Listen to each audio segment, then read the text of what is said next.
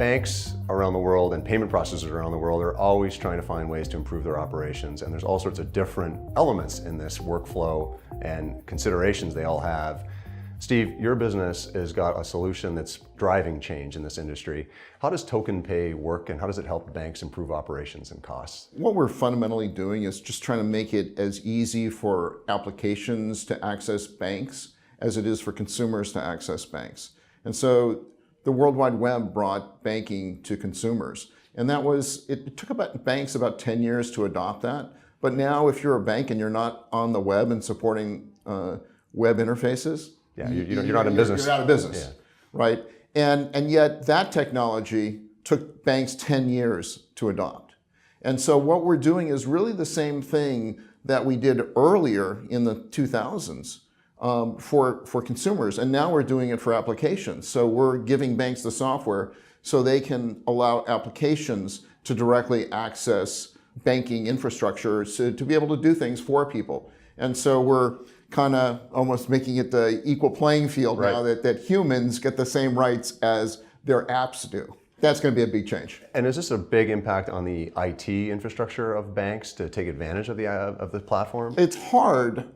Just like it was hard for banks to create these user experiences for their customers with web interfaces, it's less difficult, right? Because they've already put in the infrastructure now to be able to talk to their back-end systems, because they had to provide that functionality to users directly. And so now it's really just providing the same functionality, but with a different, more sophisticated interface to be able to do more things easier and define what those are. So it's catering to a different clientele. It's machines now instead of catering to humans. Fundamentally, when you have these major shifts like this is something that you're going to look at it right now and say, I don't need that, my customers aren't demanding it. And it'd be the same argument that the banks would have given you if I came and said, I just invented the World Wide Web, this is going to be big. Right. And they're going to say, well, that's competitive disadvantage. We have all these storefronts. And if I go on the web, it's going to make it easier for people to go to my competitor. In some cases, in Europe, for example, there's a regulation called PSD2, and it requires the banks to open up their APIs.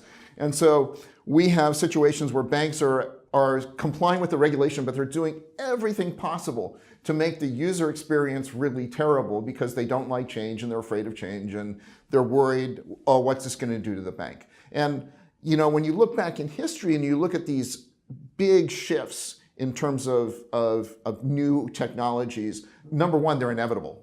And the second thing is the companies that embrace that new technology early, those are the guys who are the real winners, right? Apple didn't get to be the world's most valuable company because they were late to market and, they're pioneering, new technologies and new ways of doing things.